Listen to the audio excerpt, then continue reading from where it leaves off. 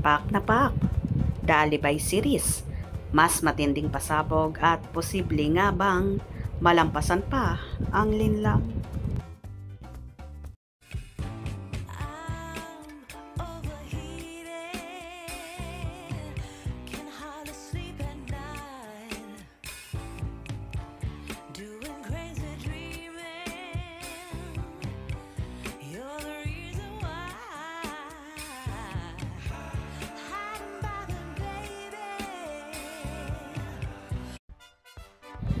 Ayon nga kay Sir Miko Del Rosario, isa sa in-charge sa promotion ng Star Cinema, na posible daw malampasan ng The Alibay series.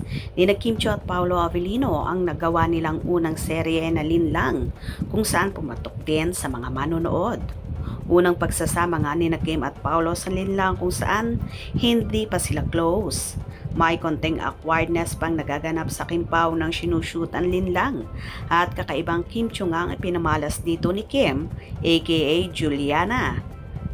Pinag-usapan ng naturang serye na yon na top rating palagi sa iba't ibang platform. Tuwang-tuwa naman ang Kimpaw supporter sa pasabog na ito ni Sir Miko Del Rosario. Good news yan, excited for The Alibay. Sabi ni Dondon, nagkausap sila ni Sir Miko Del Rosario. In charge yata yon sa Star Cinema promotion. Kung ano daw yon sa Linlang, malalampasan pa ng The Alibay. Ewan ko ba, mas intense pa yung The Alibay.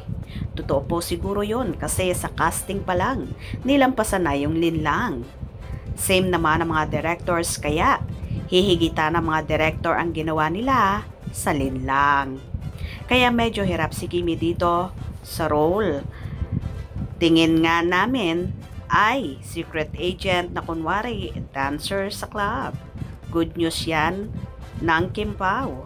Siguro nga kasi hindi rin basta-basta ang casting. Wow, nakaka-excite naman ang good news na yan ng Kimpaw.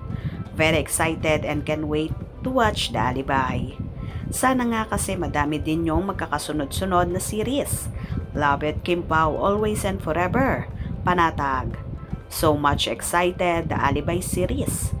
Yes, lalampasan pa yon. Kasi sobrang ganda siguro at coming from Sir Miko pa. Praying and manifesting, mabuhay Kimpaw. Kimpaw forever. I think it's really a good project for Kimpaw. For the director to main actors, to co-actors. The story itself, nakaka-excite naman. Can't wait. Sana nakakakilig at may halong drama. Talaga ba? Abay, aabangan namin yan. Baka mas daring at intense, suspense at may action din si Kimi. O diba kahit sinushoot pa lang ang ika-4 na projects ng Kimpaw ay usap-usapan na nga ang mga nagaganap. Totoo kaya bang malalampasan pa ng The Alibay series ang nagawa ng Kimpaw sa una nilang pagtatambal at top rating din na Linlang? Well, malamang sa malamang dahil lahat ay hands-on sa seryeng ito na kahit si Paolo ay aakalain mo ring parang director dahil palagi rin siyang kasama sa meeting ng mga creatives at marami rin na i-share na bagay at pwede rin daw maging director ang actor dahil marami siyang ideyang na ibibigay si Paolo. Kaya for sure super ganda ng serye na The Alibay, kaya atat na ang lahat at so excited na. Sinisiguro din ng Kimpaw na hindi sila mapapahiya sa mga taong nag-aabang na rito. Kaya todo ang effort at pinaka-the best na ang kanilang ginagawa kung saan may mga scenes pang buwis buhay. Kayo ba so excited na rin sa The Alibay series? Kaya palaging tumutok at wag na wag bibitiw. Hope you enjoyed. Please subscribe for more info.